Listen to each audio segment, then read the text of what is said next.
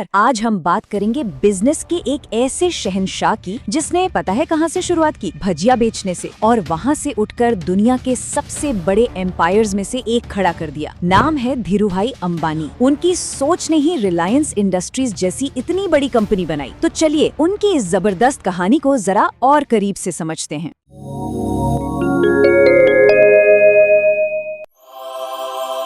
नमस्कार। बड़ा सोचो, तेज सोचो और सबसे आगे की सोचो। धीरूभाई की पूरी फिलॉसफी, उनका पूरा मंत्र बस इन 3 बातों में सिमटा हुआ था। यही वो इंजन था जिसने रिलायंस को इतनी तेजी से दौड़ाया। और ये सिर्फ कहने की बातें नहीं थी, ये उनकी हर एक स्ट्रैटेजी का, हर एक मूव का बेस था। तो सवाल ये उठता है कि ये सब हुआ कैसे? एक आम इंसान जो कभी नाश्ता बेचा करता था, वो आखिर दुनिया के सबसे बड़े कंग्लोमरेट्स में से एक का मालिक कैसे बन गया? इसका जवाब छुपा है उनकी सोच में और उनकी बनाई कमाल की स्ट्रेटजीज में। चलिए तो पहले फेज से शुरू करते हैं, हर चीज में वैल्यू देखना। और ये कहानी शुरू होती है यमन से, जब सिर्फ 17 साल के धीरूभाई वहाँ नौकरी करने गए थे। यहीं पर उन्होंने अपनी पहली बड़ी और कमाल की स्ट्रेटजी को आजमाया था। जरा सोचिए, क्या हो अगर एक सिक्के की असली कीमत उस पर लिखे नंबर से कहीं ज्यादा हो? सुनने में थोड़ा अजीब लगता है ना? लेकिन धीरूभाई ने इसी अजीब सी बात में एक बहुत बड़ा मौका देख लिया था। तो उनकी स्ट्रेटजी थी क्या? बहुत ही कमाल की थी। स्टेप 1, उन्होंने ये नोटिस किया कि यमन के जो रियाल सिक्के हैं वो तो शुद्ध चांदी के बने हैं। स्टेप 2, फिर उन्होंने कैलकुलेट किया कि सिक्के में जो चांदी है उसकी मार्केट वैल्यू सिक्के की फेस वैल्यू से कहीं ज्यादा है। स्टेप 3, बस फिर क्या था, उन्होंने सिक्के पिघलाए और उनकी चांदी की सिल्लियां बना दी। और फाइनल स्टेप, उन सिल्लियों को लंदन के मार्केट में बेच दिया, जहाँ चांदी के सबसे अच्छे दाम मिल रहे थे। सिर्फ 3 महीने में उन्होंने इतना पैसा कमाया कि जब तक यमन सरकार को ये सब समझ आता, वो इंडिया वापस आ चुके थे। अब आता है फेज 2, एक मजबूत नींव तैयार करना। जब वो भारत वापस आए तो उनके सामने एक बड़ा चैलेंज था, एक ऐसे मार्केट में अपना बिजनेस खड़ा करना जहां पहले से ही बहुत कंपटीशन था। और इसके लिए उन्होंने एक बहुत ही स्मार्ट तरीका अपनाया। उनका एक सिंपल सा रूल था, 99 चीजों को रिजेक्ट करो, तब जाके सही एक चीज चुनो। और ये चुनने का बेस क्या था? उनका MTD फॉर्मूला। M मतलब मार्जिन, क्या इस बिजनेस में अच्छा खासा प्रॉफिट है? T मतलब टोटल मार्केट, क्या इसकी ग्लोबल मार्केट साइज बड़ी है? और D मतलब डिमांड, क्या प्रोडक्ट की डिमांड लगातार और मजबूत है? और इसी फॉर्मूले पे खरा उतरा भारतीय मसालों का बिजनेस, क्योंकि लागत कम थी और विदेशों में डिमांड बहुत जबरदस्त थी। अब आते हैं उनकी नेटवर्किंग की कला पर, जो सच में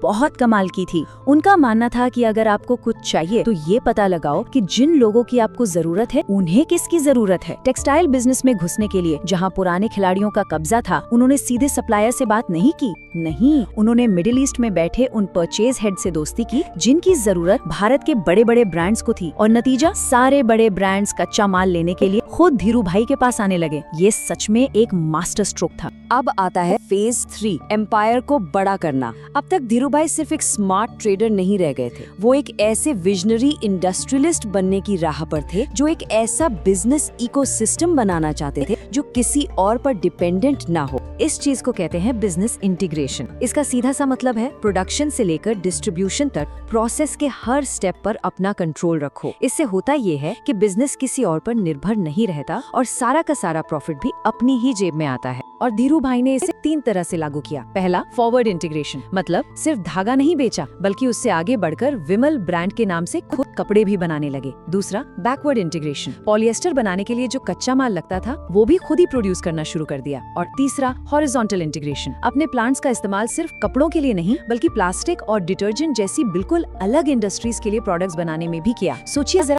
एक ही प्लांट से इतने सारे काम, लेकिन इतने बड़े एक्सपेंशन के लिए, इतने बड़े साम्राज्य के लिए पैसा कहाँ से आता? उस जमाने में बैंक तो इतना बड़ा लोन देते नहीं थे। तो धीरूभाई ने क्या किया? यहीं पर उनका सबसे रेवोल्यूशनरी आइडिया सामने आया। देखिए, उस वक्त पैसे जुटाने के 2 रास्ते थे। एक था ट्रेडिशनल बैंक लोन, जिससे सिर पर कर्ज चढ़ता है, ब्याज देना पड़ता है और कंपनी का प्रॉफिट भी कम हो जाता है। और दूसरा रास्ता था पब्लिक इक्विटी यानी IPO। इसमें कोई कर्ज नहीं, कोई ब्याज नहीं और कंपनी के मालिक देश के आम लोग बन जाते हैं। धीरूभाई ने 1977 में यही दूसरा रास्ता चुना और पूरे गेम को ही बदल कर रख दिया। उन्होंने लोगों से सिर्फ पैसा नहीं मांगा, उन्होंने लाखों भारतीयों को अपने सपने में पार्टनर बनने का इनविटेशन दिया। इससे हुआ ये कि उन्हें पैसा तो मिला ही, साथ में शेयर होल्डर्स का एक ऐसा लॉयल परिवार बन गया जो रिलायंस को सच में अपनी कंपनी मानता था। और इस भरोसे का नतीजा जरा ये नंबर देखिए, 1977 से लेकर 2024 तक शेयर होल्डर्स का पैसा लगभग 300 गुना बढ़ गया। ये नंबर खुद बताता है कि उनकी ये इक्विटी वाली स्ट्रैटेजी कितनी जबरदस्त कामयाब रही।